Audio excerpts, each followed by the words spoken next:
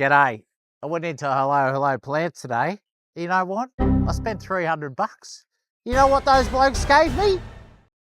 A bloody free weeping cherry. You know what? If you're not getting free stuff delivered to your site and you're not getting good plants, you're crazy. Go to Hello Hello and get trade deals today. Better than a meat pie. Fill your next project with beautiful big evergreens, save lots of money, and then spend over $299, get free delivery and a beautiful big $100 weeping cherry absolutely free at Hello Hello. Don't wait, the garden's calling. Click now, tap the link and let's go. Come to Hello Hello Plants this week and get a beautiful Helleborus valued at $29.99 for absolutely free when you spend over $100. Or there's beautiful assorted hydrangeas also free when you spend over $100, and they're also valued at $29.99. Come into Hello Hello today. Boom. Don't wait, the garden's calling. Click now, tap the link and let's go. Here we have this week's fabulous auction item. Now you look at that and you might see an empty pot. We have big plans for this empty pot. What I'm doing is I'm bringing in a beautiful $700 Japanese white pine, one of the rarest and most beautiful pine trees you can get. Will be absolutely beautiful. Then we're surrounding it with some Zen moss, some black pebbles, and using some top quality premium potting mix and putting it all together and making the most beautiful Japanese white pine bonsai surrounded with Zen moss and black pebbles. The total value is $1,200 and we're putting it up for auction on Friday at 12 o'clock and the reserve is just 10 cents. Who knows, this beautiful Japanese white pine could go for $600. Maybe it'll go for $400, maybe only $200, maybe not even $200. Who knows? So join us this Friday at 12 o'clock at our Too Many Plants sale and bid on this fabulous Japanese white pine bonsai. Reserve price 10 cents.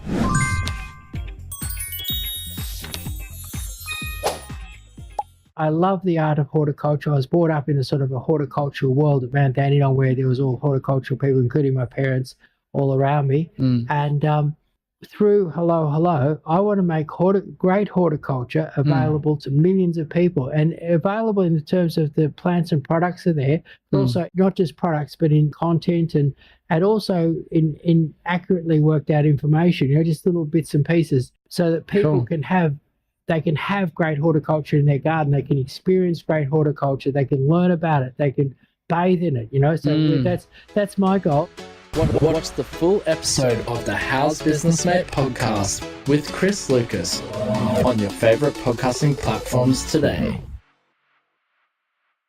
People often ask me if I get upset if they buy plants or book garden designs at other nurseries. And my answer is absolutely not. You're free to go to whatever nursery you want.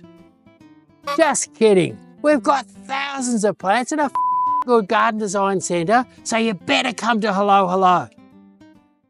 We carry massive stocks at Hello Hello. With English Box, we've got thousands of beautiful plants like this, just $4.99. Beautiful 6-foot ficus, $99.99. Giant bushy photinias, just $49.99. Beautiful Tanika, $12.99. And what's more, beautiful big Layton's green cypress, just $16.99. Fill your next project with beautiful big evergreens, save lots of money, and then spend over $299, get free delivery and a beautiful big $100 weeping cherry absolutely free at Hello Hello. Don't wait, the garden's calling. Click now, tap the link and let's go. Who said there wasn't colour in winter? Check out these sexy frogs. Beautiful Helleborus all in flower. Hardenbergias, lavenders. Come to Hello Hello Plants today and get your winter colour.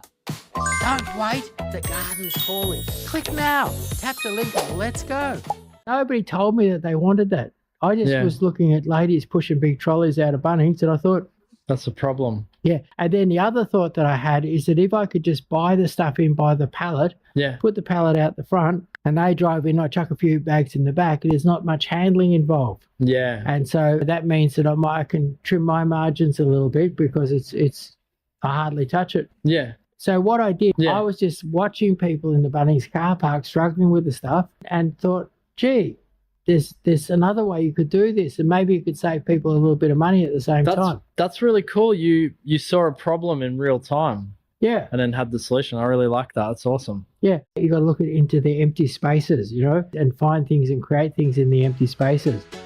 Watch the full episode of the How's Business Mate podcast with Chris Lucas on your favorite podcasting platforms today. McDonald's has great burgers, but they've got even better gardens. And here we've got a fabulous rare magnolia. You'll hardly find one anywhere. It's called a Magnolia denudata. It's a beautiful, rare Japanese magnolia, and it has fabulous fragrance. Heavenly. And basically it's a small to medium tree. It loses its leaves in the autumn, and then you have this amazing flowering in spring, amazing white flowers. And for those people into a green and white garden who want to have a beautiful magnolia and don't want the Solangiana with its pinks and mauves and things like that, the denudata is the answer. And when you get it flowering, smell it. It's fabulous. Denudata magnolia. Don't wait, the garden's calling. Click now. Tap the link and let's go. You're a real man. Look at your eyes. You're a real gardener. You can do the job. I love the way you look. Chris, emergency case. I need your help with the garden design. No worries. I've got the perfect solution for you. It's our $299 garden design package. Come to Hello Hello and get a 45-minute consult with me, and I'll help you lay out the perfect garden and choose the exact right plants. And what you're going to get is you're going to get $299 worth of plants and a free $99 feature tree. So book now and get that perfect dream garden for your wife.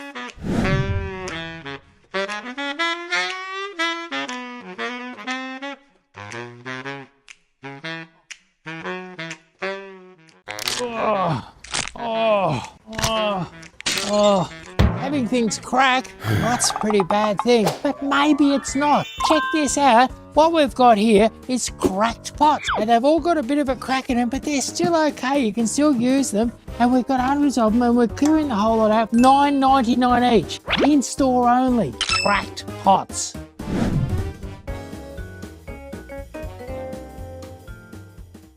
So here's your free delivery. Wow, Chris, this is beautiful. That's right, when you spend over $299, you get free delivery and you get a $100 weeping cherry for free. And this will make a beautiful centerpiece in the front lawn. Whoa!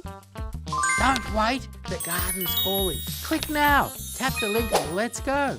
Came up with this idea. And I knew that this idea would make a fortune. It was be a cheap alternative that was fast growing. And he said, look, I'm going to give you 6 square meters of the nursery, the retail space, 6 square meters. Yeah. And he said, if you can prove it on there, make money on that 6 square meters there with your idea, and I'll put everything we've got into it. At any rate, I got it, and I got it really firing. It became a #1 product in the nursery, and it was going like crazy.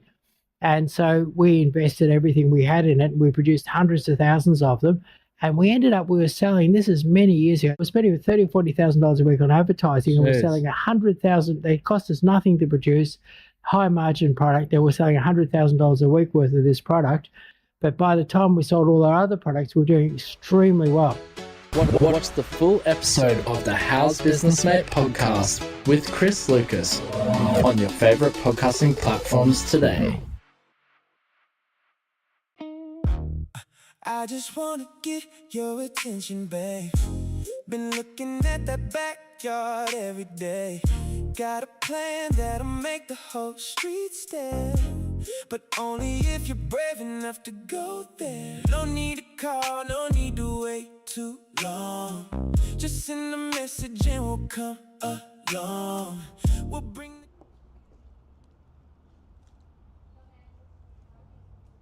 Hello. Welcome to our question and answer. Yes, this is our live Q&A with Chris. Thanks so much for joining us, everybody.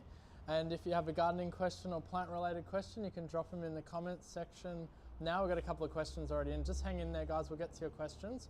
But before we do, Chris, how are you going today? Good, thanks. Actually, I had a funny experience. I was this morning. The grandchildren are in the nursery and having a bit of fun playing around. They want to take home a couple of plants, and they rang me up. I was out on a job. They rang me up and said, "Grandpa, could we have a male and a boy?" No, they said a boy and a girl. Could we have a boy and a girl kiwi fruit? And I said, "Why don't you just get two boys? They could be friends, or two girls." And they said, "No, we want to make fruit." And I was quite amazed, because what you look at there is a 5-year-old and a 7-year-old, and they knew more about how it worked than I expected. So, Yeah, they knew that you needed a male and a female kiwi to actually produce the kiwi, right? yeah, that's right. Yeah, That's yeah. really interesting. Are there other plants like that need a male and female? Is there many, or is it just the kiwis and those types of fruits that mainly? Mostly, yeah. There's lots of plants that are not self-pollinating, and they need another. Like, say a feijoa, for instance, you don't get a male and a female feijoa, but what you get is that if you sometimes nurserymen grow cuttings, they grow all their feijoas from cuttings. The feijoas, you're like your little New Zealand fruit, your little evergreen bush, and what happens? They grow them all from cuttings. And you plant out 5 of them, and you can't get any fruit because they're all genetically the same. Right. And so that's the same with hazelnuts, or with lots of things you need. And with pears, like if you propagate 4 or 5 pears all from the one tree, you can't get any fruit. But if you get 2 compatible pears, they're not male and female. They're both Compatible. They're both got male and female in them, so it's designed by nature to create genetic diversity where some plants can't fertilise themselves. Right. Okay. So if you grow a whole patch of them from cuttings, they become effectively sterile. Wow. Okay. But then some growers have created self-pollinating using grafts. Is that correct? Yeah, that's right. Well, they've found the odd one that self-pollinates, and they've bred it. Yeah. So like with apple trees, for instance, most apples require a pollinator. Yeah. But you can get a snow apple, Yeah. or the other apple is a Wandon Pride apple, Yeah. and both of those fruit quite vigorously without a pollinator, although they probably would fruit a little bit better if they had a pollinator. But snow apples, lovely heavy crop of fruit without a pollinator. But generally, if you lots of people come in and say, "Oh, I bought an apple tree years ago and never had any fruit," and that's because they needed a pollinator. Right. Same with pear trees. Yeah, very important to have a pollinator, guys. The other thing, Chris, before we jump into the questions, was there anything else you wanted to add? Obviously, it's spring. We're ramping up. Things are getting quite busy in here. Actually, one thing I'll just say is that if you do want to have a garden design, you can book our free garden design online at hellohelloplants.com.au and get your garden sorted. But I guess we do this live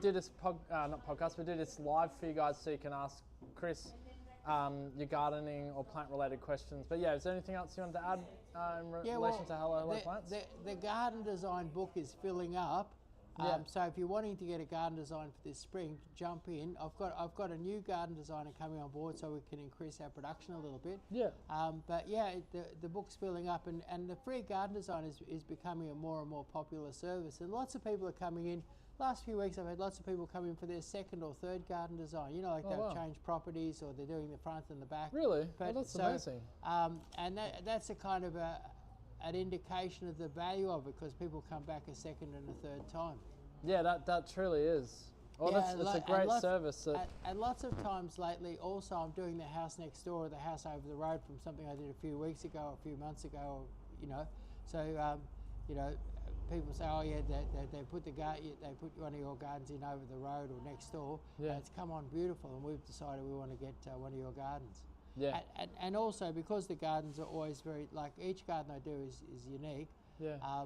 So they're not going to end up with the same garden. You know, I look at their house and look at what's there, and generally I would never come up with the same idea. Yeah. Yeah, the other thing I realised with gardening is that it's sort of like it's an ever-going, evolving thing, isn't it? It's sort of like, no, it doesn't, because we planted some lime lavas in a sort of Japanese Zen garden bed, which we thought would work, but it gets too much shade. So the lime lavas weren't happy there. So I've moved them and potted them out, and then it's sort of like a modular garden. I put some other things in there which I think suited. And I think if people think with gardening like that, rather than it being a stagnant thing, that it stays like that forever, that it's ever evolving, you'll have the most beautiful garden, because people are commenting on our garden already, and it's only because we you know, turned it from a wet jungle into like something you can actually see. It's nice. Yeah. And I tell them obviously where all the plants from Hello Hello Plants, and all my neighbours like want to do up their gardens now. Like it's a good way to add aesthetics to like your neighbourhood as well, you know. Yeah, actually, when I was a kid, my dad used to grow birches and silver birch and sell them. And he had one year had a great big lot of bent ones that weren't really quite good enough to sell. And he gave all us kids. We lived in a valley. We looked across this beautiful valley, and he gave all of us kids an armful of silver birches. He says, "Go give these to all the neighbours. Tell them to stick them in the paddock. Tell them to stick them everywhere." And you know, a few years later, the whole valley was full of birch trees. Really? Did it look nice? It looked 10 times Beautiful, better. We used to be looking at old fibro chook houses and all sort of garbage and stuff out the back. Yeah, and have a he nice European look about it. And it turned it into this beautiful aesthetic valley that we used to, because we were sort of on top of the valley looking across it, you know. Yeah. And he just by giving away some old armfuls of bent birches, he made the whole valley look What did terrific. he just tell you to go give it to the neighbours? Yeah, Like, yeah, wow. And tell them to plant them wherever they want, you know, just give them to them. And That's nice of him. yeah. All right, we better jump into these questions because there's a few people waiting to have their plant garden related questions answered. All right, first one comes to us from Leanne. Hey Chris, thanks for your great advice. Can I ask what I should use on my gardens that look like they have sooty mold? Sooty mold gardens. Sooty mold. So sooty mold, that would tend to indicate that it's a bit cool and wet and shady there. Too cool and wet and shady, you would say? And sooty mold, generally that would tend to be aphids or something like that excreting some sort of sugars after they've sucked on the sap of your plants. And what does it go on the garden bed, does it? I've never heard of it. On the leaves, you get black. On the I've leaves, sort of seen okay. it on rhododendron leaves and that. I've seen it in sort of shady corners of gardens because it goes sort of mouldy and black. Oh, okay. So what I reckon Yeah. is some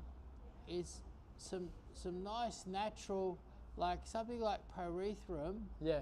mixed with a bit of dishwashing detergent and spray them as you're moving into spring. Spray them every couple of weeks. Yeah. And try and clean up those sucking insects with something not too toxic. So like around the house when our kids were little, I would use pyrethrum mixed with dishwashing detergent. And you spray fairly often because it's not super toxic. Like it's not one of them super killers that kills them for 3 months or something like that. It just knocks them out at the time. Yeah. And what people say actually is that if you do 2 sprays 48 hours apart, Yeah. and then you know spray again in a month, but basically a regular spraying program would be the answer to that. And I'd say it's sucking insects that are like aphids or some thrip or some sort of sucking insect that's putting excreta, which then the excreta would be rich in sugar, and it would then go mouldy on the leaf and give you that black sooty look. Okay. And I've seen that black sooty look before, and it's always been in a shady corner with plants that are being sucked by some sort of bug. Okay, so you said pyrethrum for... Pyrethrum mixed with dishwashing detergent, and you do that, you don't want to do it in crazy heat, but you don't want to do it on an icy cold day. So, you know, pretty soon we'll be getting days, you know, sort of somewhere between 18 and 25. Yeah. And that would be the perfect day to get out and spray. Cool. All right, there you go, Leanne. Give that a whirl. Next one comes to us from Joe asking, hi Chris, what's the best garden soil for Japanese maples and the best mulch? I like working backwards. I like the pine bark mulch, a nice crushed pine bark mulch. Yeah. And I reckon that if you mix up your garden soil, whatever your garden soil, I don't care what it is, mix up your garden soil with some top quality potting mix. That's all you need, you reckon? I reckon that is going to be the best soil. I've noticed that Japanese maples, when you use a little bit of natural soil, I don't care whether it's good soil or bad soil, but when you use a bit of natural soil, you seem to get better colour in this. Like the main reason people enjoy Japanese maples is the spring, summer and autumn colours in the leaves. Yeah, they're very nice. Yeah. And I've noticed that you do, if you use like 10 or 15% natural soil mixed in with good quality potting mix, you get much better colour spring, summer and autumn in the leaves of the Japanese maple. Okay. And then a little bit of dolomite, just a little bit of dolomite lime added to that would just make it a perfect blend. All right, a little bit of dolomite lime as well. Recapping that, top quality potting mix. Yeah. Top quality potting mix, a little bit of your garden soil. Yep. And top quality potting mix, a little bit of your garden soil, and some and some dolomite lime. Dolomite lime. But And then just a what was the small mulch percent- again? You had the. And mulch, I'd use a nice crushed pine bark. Okay, there you go. Crushed pine bark. All right, Joe, there you go. That gives you a few there to choose Crushed or from. fine pine bark, yeah. Yeah, crushed or fine pine bark. All right, thanks for waiting for your question to be answered, Joe, and thank you for all your comments, everyone. If you could leave us a like or share this live as we go, that'll really help others discover this live. All right, we'll continue on to the next question. Ease asks, I'm wondering, sorry, I've lost the comment now. Hang on one moment. I'm wondering when are you able to ship to South Australia? Do you know? Or? When the quarantine, there's quarantine restrictions at the moment, and when they're relaxed, which could be a couple of months or it could be a couple of years. We really don't know. Yeah, and what's causing the quarantine issue? There's a down on the peninsula. They've seen a type of bug. Our peninsula. Yeah, like on in the Mornington. peninsula here, Yeah. the Mornington Peninsula. Yeah. That's sort of down, sort of southeast of Melbourne. Yeah. They've seen a bug that is really highly undesirable in the tomatoes. Really? Okay. And What's it do? It's an aggressive. I'm not sure what it does, but it obviously hinders your tomato crops. And tomato is such an important crop in Australia. Yeah. And there's certain plants, there's other plants, anything that's in the tomato family, things like convolvulus, Yeah. can carry this bug. Oh, And so they've stopped wow. all the spread of ornamental plants, Yeah. unless you soak them in hideous chemicals and fill in lots of paperwork and pay lots of money to the agriculture department. So Oh, wow. so unless you're really a big operator shipping, your big wholesalers are still shipping vigorously into South Australia, Yeah. and they've got the wherewithal and facilities to treat large volumes of plants. Yeah. Yeah. Okay. All right. So we're not sure. And there's like a fee, an inspection fee, and with all of that, they do it in big batches and make it economical. Okay. All right. So yeah, we're not 100% sure yet. I think that was Ease who asked the question, but keep your ear. Actually, if you subscribe to our newsletter, just head over to hellohelloplants.com.au. We'll announce once that has opened up and we can ship interstate. We'll announce it. Yeah. All right, good. All right, Bomber asks, Pete asks, sorry, what ficus tree do I have? They are balls, and I see they are putting leaves like figs. Balls? Ah. Ball ficus? Like a round ficus? Oh, okay. What's that mean? Balls? What, like a ball on a stick maybe? They've been trimming Yeah, the balls they on a are stick. balls, and I see they are putting leaves like figs. Maybe he purchased a house and he already had standard ficus in the front. Yeah, or something. standard ficus, and mostly, if they're very old ones, they're Ficus hilli, and if they're fairly new ones, they're Ficus hilli flash, and the old-fashioned ficus has got a straighter leaf, and the modern hilli flash has got a little sort of curly waves on the leaf, and that's how I would tell them apart. Say that again. So it's the straight one is. So say if you've got a house with really old standard ficus in it, Yeah. say they're 20 years old or something like that, Yeah. they're probably Ficus hilli, and they have a fairly straight, weepy sort of a leaf. Yeah. And then the Ficus flash has little sort of curly waves on the leaf. Okay. All right, there you go, Pete. Have a look at the leaf. So they'll be hilli or hilli flash most likely if you're in Melbourne and you've got standard Ficus.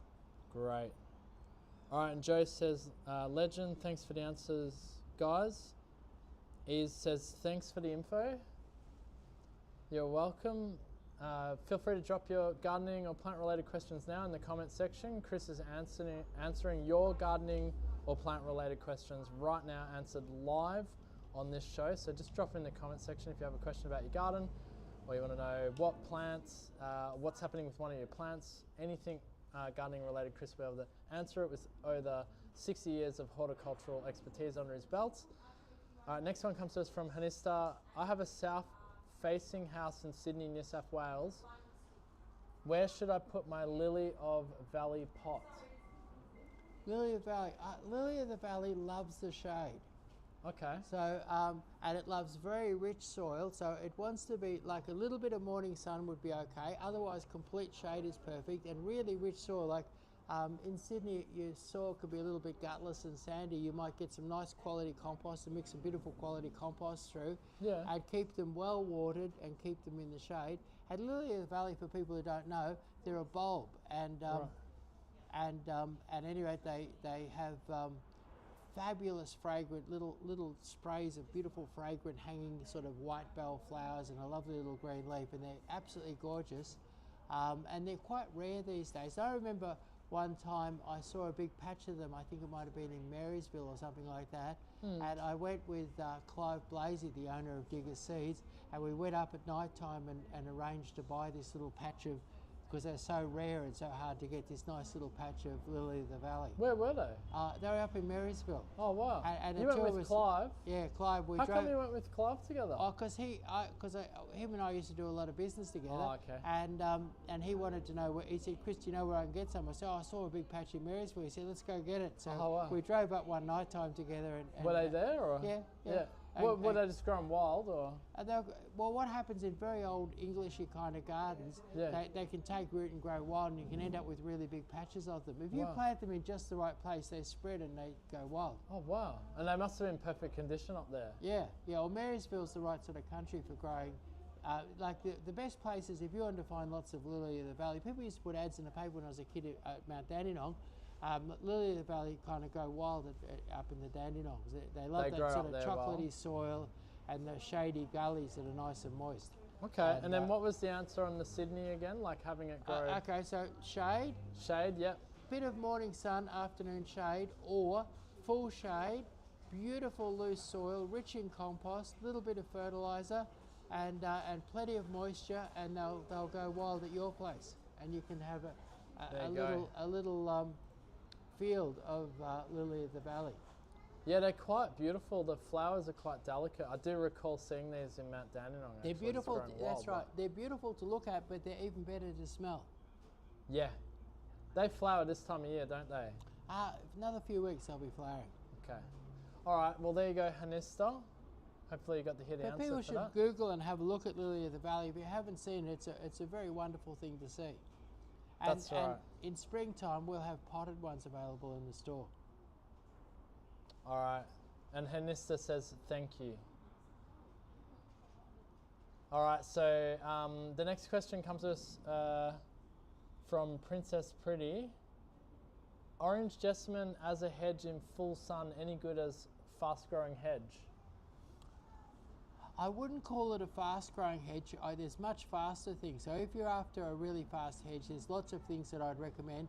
In full and hot sun, probably one of my favourite hedges, and it'll grow up to 1.5 metres in a year. Yeah. Once established, that's your weeping lily pilly Yeah. or waterhousia lily pilly. Yeah. But I would call the orange jessamine a medium fast hedge, probably capable of doing 50 or 60 centimetres a year once established.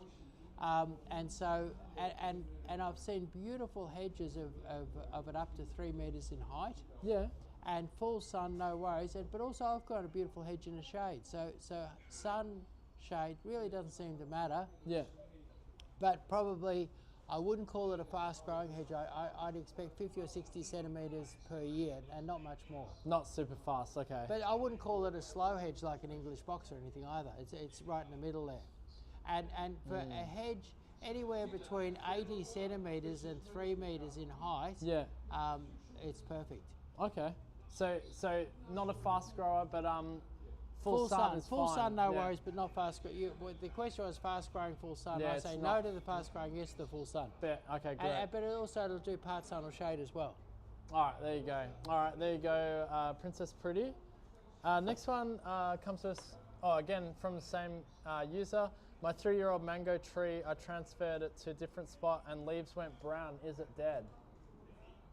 It's in serious trouble. I'd say a little prayer and hope that some new leaves come soon. Yeah. And if you don't get new leaves very, very soon, it's gone. Okay. Yeah. All right. And transplanting a mango has to be pretty tricky. Yeah. they're pretty sensitive. So you'd really have to do everything right and prune it back very hard when you did it to get it to survive. All right, there you go, Princess Pretty. Hopefully you got to hear the answer to that. If you do want to rewatch this live, if you've missed Chris's answers, you can do that over on YouTube. After we finish this live, we'll publish it on YouTube. Just search for Hello Hello Plants and then just search for our live videos where you can rewatch any of our live videos where your questions were answered. All right, so Tarapanana says, will you ever stock Salvia Pink Profusion? It seems to be in America, but not in Australia. Pink Profusion?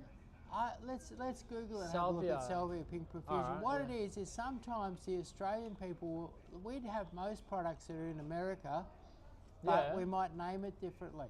All right, let's have a look here. You can see that it looks like I don't know. Well, there's Sensation Rose. Would it be that?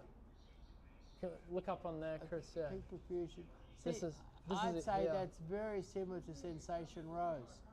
Yeah, it looks like Sensation Rose, doesn't it? It looks So almost what, identical. what you'll find, Yeah, that one. what you'll there. find when you're hunting for plants internationally, look at the Latin name. What it is, the Latin name is an interesting thing. The Latin name is used all over the world. You could be in Russia or China, Iran, Iraq, anywhere, and you could be talking about different plants. And where people can agree is when they're using a Latin name. The Latin name, yeah. And then in different countries, things with the same Latin name, they'll call them completely different names in their language and their culture. And so to find a plant, I often use the Latin name. And it also nurserymen, when they're talking to each other, like for instance, if I was talking to somebody, I've been talking to a chap in Finland who's a scientist working on silver birch, and he... Are you still talking to him, that guy, writing the book Not one? recently, but actually Yeah. I was planning to talk to him again shortly. But, Yeah.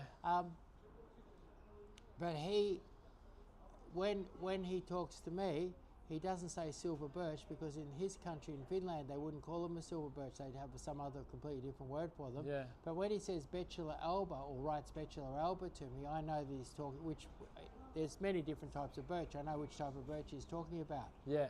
And so, and that's the plant language for the world. And so, so Worldwide common names, different companies market things under different names for different reasons. So, like for instance, my brother discovered a robinia that has curly stems, Oh, yeah. and we called it twisty. No, what do we call Curly it? Shirley, Curly is it? Shirley. Yeah. And but that plant ended up in America, and an American company called it Twisty Trev. Oh, really? So instead Oh, of okay, Curly we Shirley, completely so and different you'll name. find out as you hunt around that exact same plant that my brother found, which Yeah. is in Latin you call it a Robinia contorta minima. Robinia contorta minima, and anybody in the world could understand what you're talking about. But Don't know if you what it say is.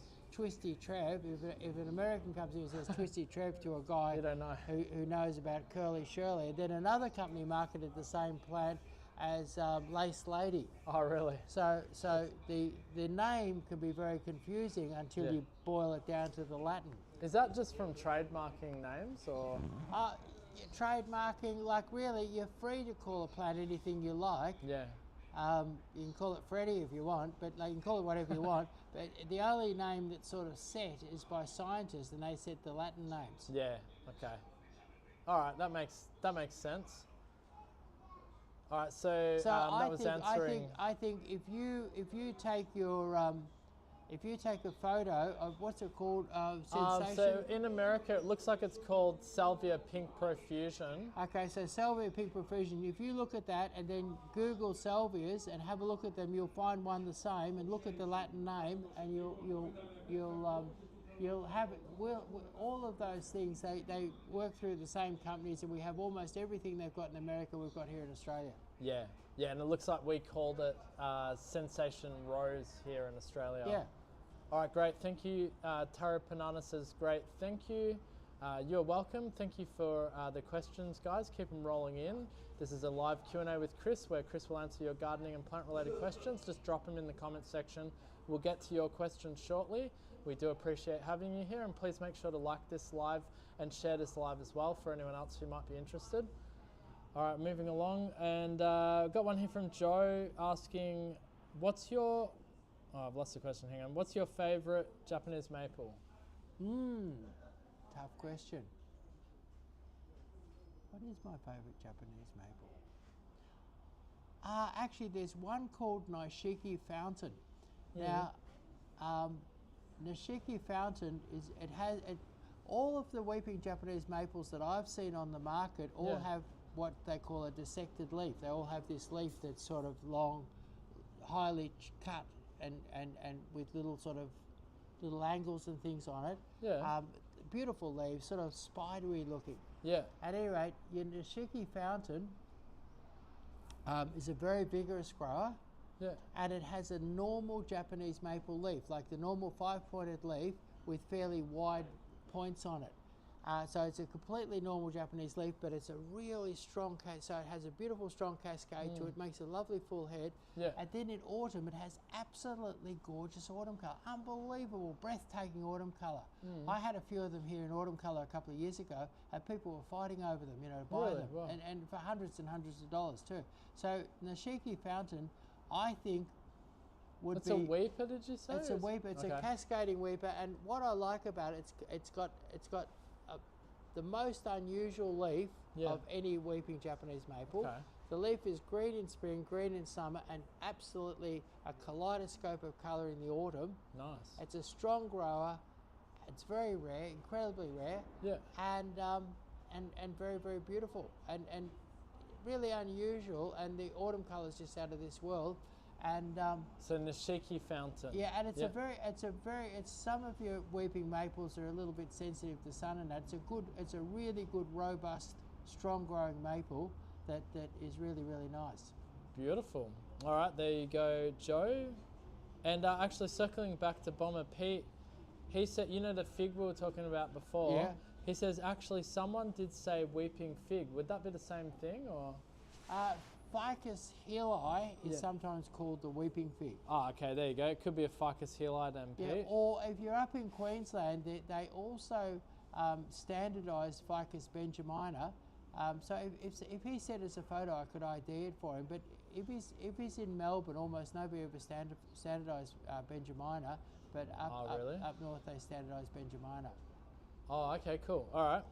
All right, next, there you go, Bomber Pete. Next question comes to us from Lavon Paulson. I have a massive protea full of dead heads. What do I do? Just cut the dead heads off? It's massive, and I'm afraid of the spiders that could be in them. Fair enough. I don't like spiders. Yeah, Do they carry tons of spiders inside the protea flowers, or? Any bush. Now, proteas don't carry any more spiders than any other big bush. Okay. But you get a big bush with a few dead There's bits not on additional spiders in the proteas. No, there's not additional spiders in the protea. I'd say they've got a spider phobia. Yeah, And more so than... yeah. Well, our friend, this is not related to spiders, but our friends, our mates that grow the proteas out in, I forgot where it's called, out near Ballarat. no, up in Ararat, I think. Oh yeah, Ararat. Yeah, he said they got snakes and stuff everywhere in the protea patches out there. Like, you got to be careful. Like, yeah, I don't know they about would spiders. too. They get snakes, but Yeah, maybe the snakes eat the spiders and they haven't got so many spiders. luckily you haven't got... what about answering the cut the dead heads off? Yeah. No, I think you want to be grateful you haven't got snakes in your protea. But yeah, Cut the dead heads off. Yeah, cut the dead heads off, and that'll make less of a spot for the spiders. All right, perfect. All right, so next one, I think I know the answer to this next question, but I'll let you answer it, Chris. So this person's saying, my hydrangeas are not blooming, oak leaf variety and large leaf kind. Too early, isn't it? Yeah, way too early.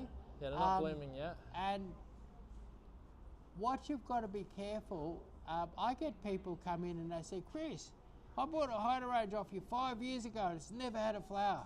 and I Is that say, true? Yeah. Yeah. And I say, do you trim it every year? And I say, yeah, we trim it like that, Right we cut back. it right back. Yeah. And what it is, you've got to leave a bit of old wood on your hydrangea to get flowers. Oh, is So it? if you- Okay, I didn't know that, yeah. I had a customer come in the other day and they'd cut their hydrangeas back to little tiny round stumps. Oh. And I said, look, you're not going to get any flowers this year. Yeah. I said, you just got to cut half the branches back Yeah. and let I said, so next year when it comes up like that, just cut half the branches back and do half each year. Okay. And you'll get some flowers. So you get the odd person cutting all the branches off and Yeah. getting no flowers. Okay, so that's another reason. Well, So This person so, might be too early too. Is the other reason that you're not seeing flowers too.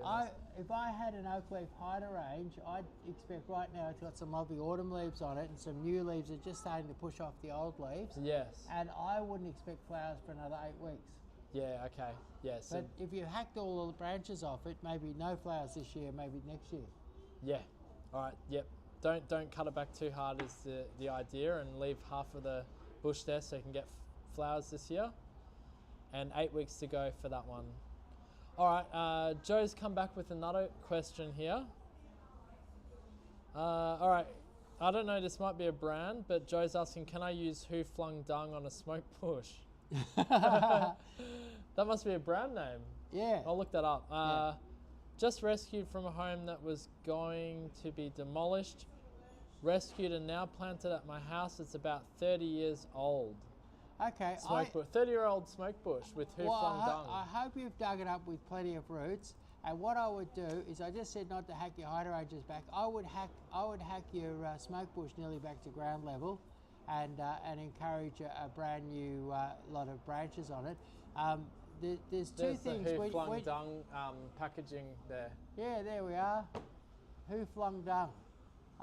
So basically, I reckon Who Flung Dung would be excellent as long as you mix it through the soil well. It's Nutrog Yeah. is the company that makes Nutrog, it. and I think Are they Australian or? Yeah, Nutrog were on TV the other night because really? people are complaining about the smell of their dung. They've got acres and acres of piles of chicken manure. Oh, like are they in a residential area where they're Oh producing no, what it? it is that where they're doing it is becoming residential, and And then people are complaining. people are complaining because they use real dung, that's for sure, because the people are complaining about the smell. They've got about like 5 acres of hills of dung. I mean, that's not very fair. That's their business. Yeah, And well- then now the houses are encroaching. I mean, Yeah, yeah. the poor Nutrog people. Probably council needs to reconsider the house zoning where there's one of those factories happening in the background. Yeah. All right, good. So Actually, my science teacher, he was a priest at the Catholic high school. He reckons Yeah. that there's that decomposing manure Yeah. gives off an oxygen called oxygen 6, and it's unbelievably good for you. So Oh. people should be grateful. they that should be breathing that smell They should in. be getting up in the morning and go and breathing Really? in. So Breathing you get in. extra oxygen or something? 'cause Healthy oxygen. I had That's this fabulous science teacher, and we were on an excursion. We were walking up this country road, Yeah. and we went past a dairy shed, and it was just all surrounded by thick manure, all trampled by the cows, and we were going, "Ugh." And he said, actually, it's really good for you. He said, you want to breathe it in. Really? He said, it's oxygen 6, and he said, if you breathe it in, it's really good for you. Wow. So there you It's are. amazing how, yeah. So somebody should put a health retreat next to the Who Flung Dung And just operation, breathe the Nutrog operation in South Australia, and quit complaining about it. Yeah. What was the, did you answer the question about popping that on the smoke bush? Was Yeah, that all right? as long as you mix it through the soil well. Okay, Yeah, all right, but what's good about the Who Flung Dung, it has been decomposed a bit already, so it's not raw and rich. It's a not- good. okay. It's actually a good product. All right, great. Next one comes to us asking, is there a recommendation for screening plants trees near the fence that are low maintenance and doesn't need aggressive trimming multiple times a year?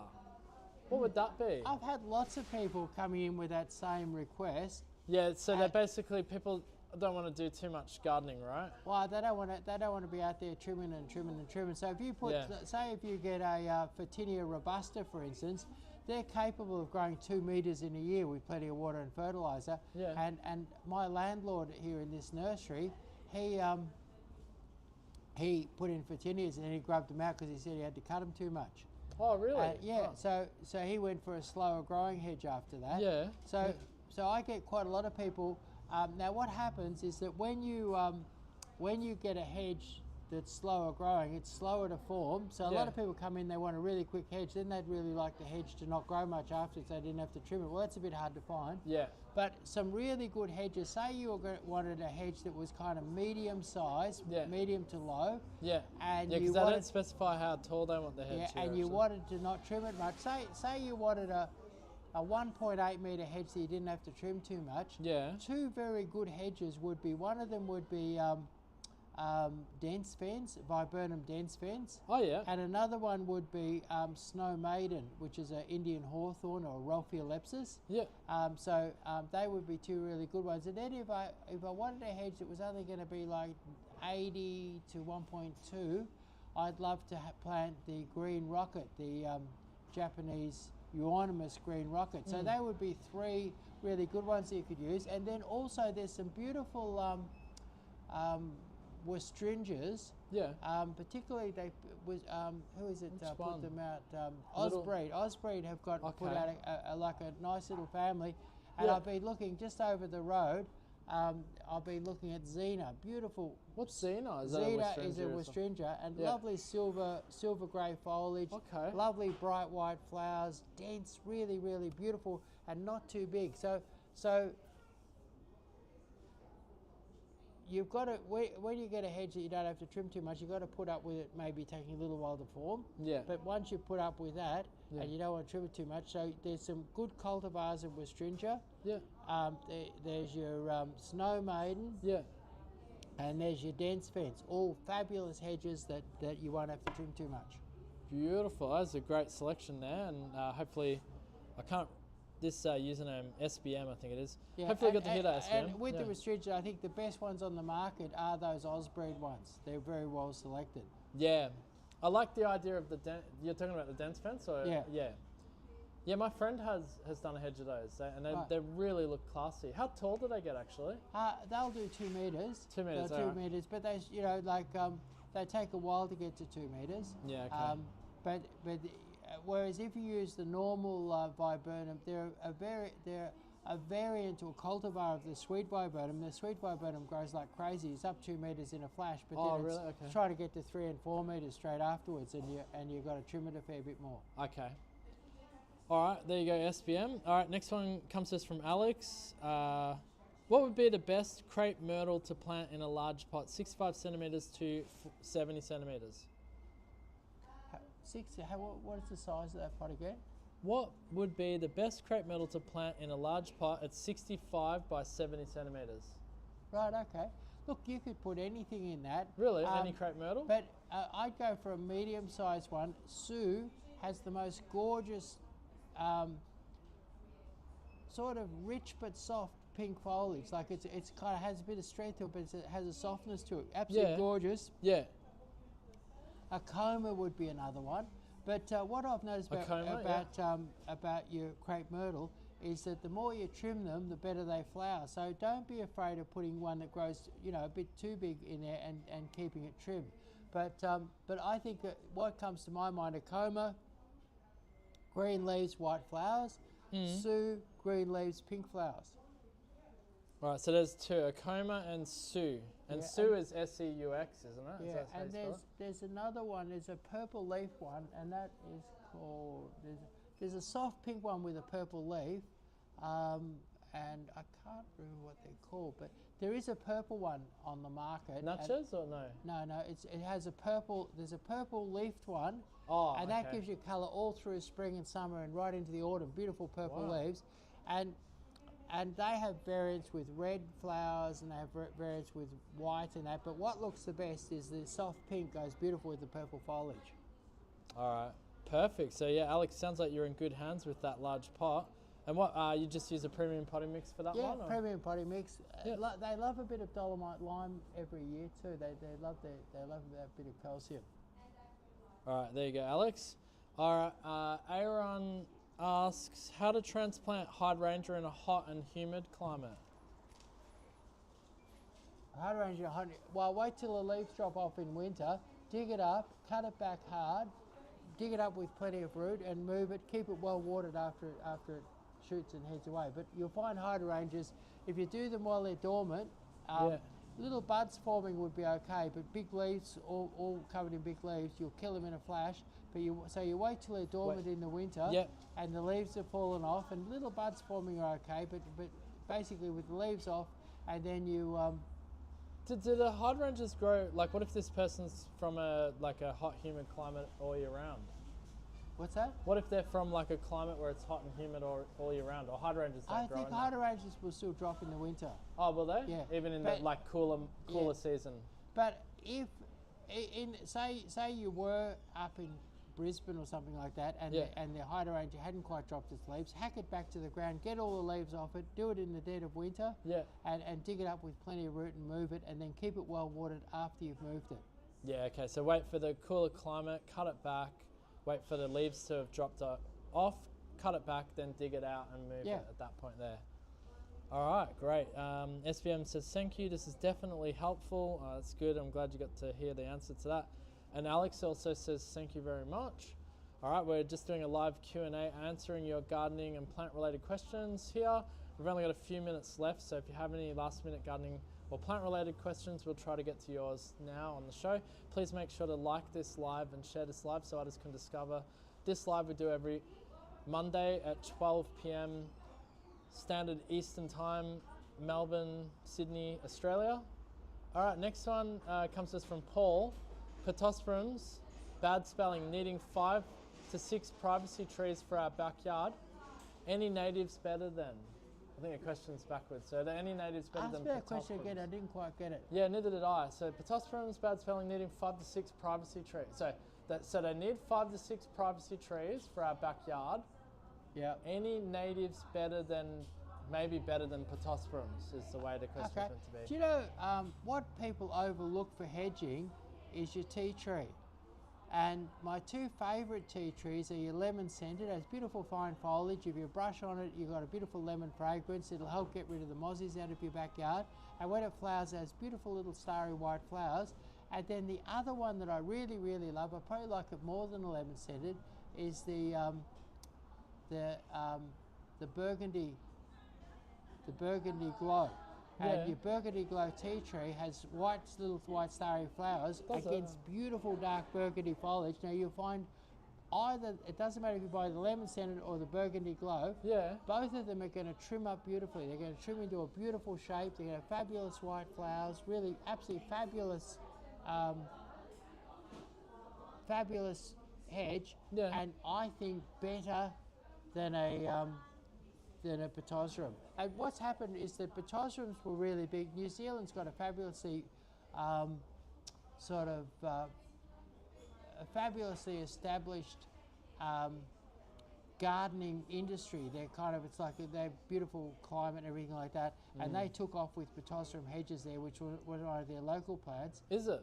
And it was actually my Is dad. Pittosporum local in NZ? Yeah, Oh, I and it didn't was know that. actually my dad went over there back in the 60s, you know, Yeah. had his first overseas trip, went to New Zealand. Yeah. It was back when people sort of started to go to restaurants and go overseas, and Australians were all becoming more sophisticated. He went Yeah. off to New Zealand. Wow. And he fell in love with the Pittosporum hedges, and and we only had one type of Pittosporum here in Australia at that time, and Yeah. he brought back all different sorts of Pittosporums, put them through quarantine, did it all legally, Yeah. and put them on the market. Yeah. And Australians hadn't really got into using Australian plants, Yeah. and so things like we could have just as easily gone for something like the lemon scented tea tree, or the Yeah, Australia has some burgundy awesome glow native tea tree. stuff, Yeah, yeah. and But- either of those will make as good or better hedge Yeah. than a Pittosporum, and Yeah. be tougher. There you And- go. So and tea it- tree, and what was the other one? The lemon scented tea tree Yeah. and the burgundy glow tea tree. Burgundy glow tea tree. All right, there you go, Paul. All right. Yeah, so both of those will make beautiful hedges that would really compete. Particularly the burgundy glow really stands out because it's a rich purpley colour. Beautiful. All right, guys, we're going to be wrapping up this live very soon as we answer your gardening and plant related questions. Aussie Mum says, best colourful plants to plant in clay soil.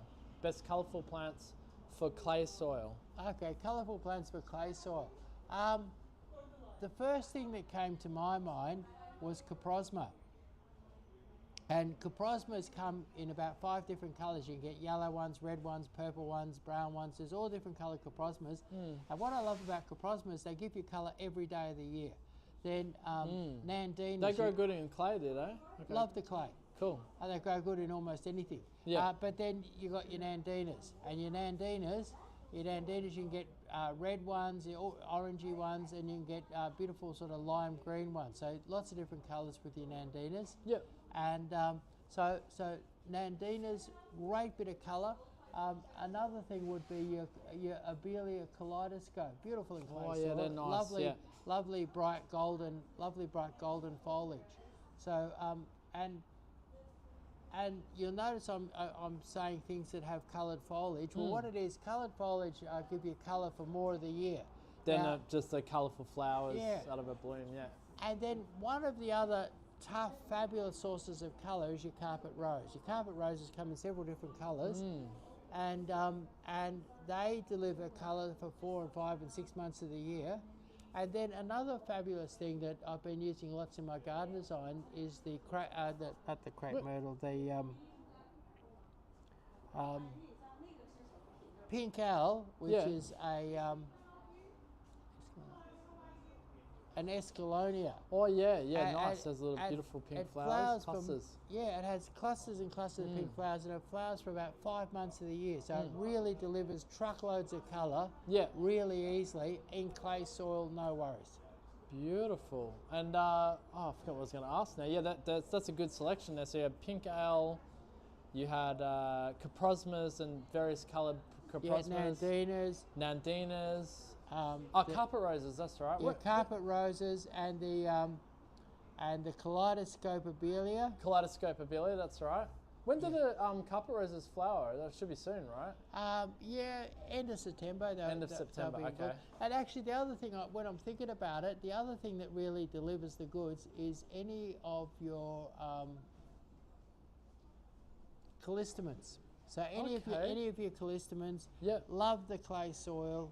Oh wow! You and could there's have great little big johns ones. and. Yeah, little johns. There's all different sorts. There's all different colours. There's white. There's Oh, green. what about that grevillea, the strawberry smoothie thing, or no good in clay? That'd like slightly better soil, but Okay. yeah. All right, well, that's a heap of suggestions. That was for Aussie Mum. There's a heap of suggestions for you there. And if you want to rehear Chris's suggestions from this live, you can head over to, once we finish this live, we'll publish it at YouTube. Just search for Hello Hello Plants. You can go to our live category and you'll see today's live, Monday the 24th of August, live Q&A with Chris. All right, we better quickly wrap. We're going to wrap up very soon, guys. Thanks so much for your questions. Please make sure to like this live and share it as well so others can find it. All right, Laura, been to your store a few times. I love it. Just curious, what Thanks, do you Laura. do with the duds you can't sell? You usually do a $1, $2, $3 sale, don't you, with the No, duds? actually, what we try and do is Yeah. a lot of things get recycled. Yeah. Like you'll get a daisy and all the flowers will turn brown on it. Well, what we get is we chop it off, we pull it out of the pot, put it into a bigger pot, stick some fertilizer on it, and then re-sprout it and bring it back later. Oh, there you go. Yeah, of so course. there's Yeah. a lot of recycling going a on lot there. of truckloads of plants get recycled. Yeah. I think recycling plants is really important too, because like I pulled out those lime lavas, but I potted them all up. Yeah. Because I want them to come back good and put them in a better area where they'll, That's right. Plants go out of season. Well, they can get some bugs in and whatever, and they look bad. But with a little bit of care, they can be regenerated. Yeah. And turned back into beautiful plants. Yeah. Yeah, I actually recommend, I've created a little potting station in my backyard. I recommend just a little big pot with soil, and I've got a few pots. I recommend to anyone watching, they should just get a few 6 and 8 inch plastic pots, bit of soil, and have a potting station if you want to recycle your plants. Yeah, it's amazing. You get something and it's looking a bit sad. You give it a good clip, bit of fresh potting mix, bit of Move it fresh on. fertilizer, maybe a tiny bit of soil wetter, and away she goes. And Yeah. bang, you get it. It's like reincarnation. It comes Yeah. back again, bigger and better. Well, yeah, the beauty of having it in a pot is mobile as well, so Yeah, you can put it in the correct spot. Yeah. All right, yeah, Laura says, I'm like a plant rescue lady, so that might be perfect for you, Laura. All right, so we've answered Aussie Mum there. Aussie Mum just saying any plants are recommended to thrive in clay soil, but we've given you those suggestions. GYP says, hello, hello is the best. Laura suggested one called Acer Clay Breaker Do It Now variety. Do you know what that is? For the clay, soil, flowery colour? Okay, so with the clay breakers, some people are selling sulfuric acid as a clay breaker. That sounds not good. No. No. Sounds quite bad. It's kind of like, it's a little bit rugged, I reckon. Yeah. I think what people should do is use humic acid as a clay breaker. Oh yeah, Humic acid is a natural acid. organic. Yeah. Yeah, Victoria actually has the biggest deposit in the world of humic acid. Really? Yeah. Okay.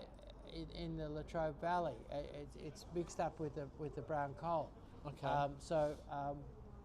Humic acid, you need more of it. It's not as, but humic acid is, you need more of it. But sulfuric acid is not good to put into the environment. Yeah. It's organic matter, humic acid. Humic acid is organic matter, and it does break down clay, improve soil conditions, and so I think you couldn't beat using a mixture of humic acid and a bit of compost. Okay. And actually, you'll do better, yeah. Right now, we've brought out a slow release fertilizer, and with our slow release fertilizer, it's 8% humic acid, and humic acid improves the soil. It releases nutrients that are locked up in the soil, so the plant gets, releases. So it's much better than fertilizer. We have mixed in with the fertilizer. It releases elements in that to help the plant grow, but it improves the soil. So much better. So you really want to look at what the particular clay breaker they're talking about.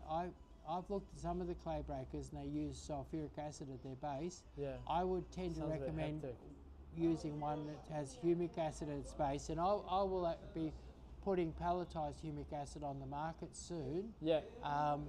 And that's my preferred. And I used to sell it years ago, and people loved it for breaking up their clay. Did they? Okay. Yeah. And what you do is, say you dig a hole in the clay to plant a plant, you can put a nice dose of humic acid in the bottom of the hole, and it'll eat away at the clay. Great. That sounds awesome. All right, there you go, Aussie Mum. Another suggestion there, and for you too, Laura, to check out. Much more friendly than the sulfuric acid. I think the sulfuric acid, the chemical companies like it because it's very cheap, not because it's very good. Yeah, okay. All right, we're going to have to wrap this live up very shortly, guys. Please leave us a like while you're enjoying this. We'll just answer a couple more questions here. GYP says, I need a climber plant that requires no sun. What do you recommend? Chinese star jasmine doesn't require any sun at all. I've got it growing sort of under a roof on the south side of my house, never sees a drop of sun, and it grows ferociously. Wow, okay, Chinese star jasmine. Yeah, they have the really dark green foliage. Yeah. Which suggests that it can photosynthesize in low light, right? Yeah, that's right, yeah. All right, Meryl asks, there you go, GOP. Meryl says, I have a new rootstock cherry. I planted in a pot and it's already growing new leaves. Should I wait till next year now to plant it in the garden?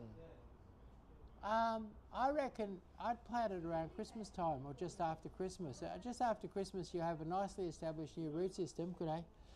You have a nicely established new root system, and that'd be a great time to kick it off. All right, right now then, Meryl. There you go. How good's that? All right, excellent. Aussie Mum says, thank you. Splinter says, do you have the monkey's tail? No, we don't. I'd like to have the monkey's tail. It's a beautiful cactus. Oh, cool. It's a beautiful cactus that has that little. Great, how monkey's tails sort of go down and like then come that up squirrel like monkey thing. Yeah. Okay, are we gonna get it or? I'm working on it. All right, great. All right, Splinter, maybe you can give us a call, 03 9359 3331, one of our sales staff. We have a thing called a P&A, and Emlyn, you could slip it, get her details, and we'll slip it in the P&A thing and have a look for it. But I've had quite a few people talking to me about monkey's tails lately.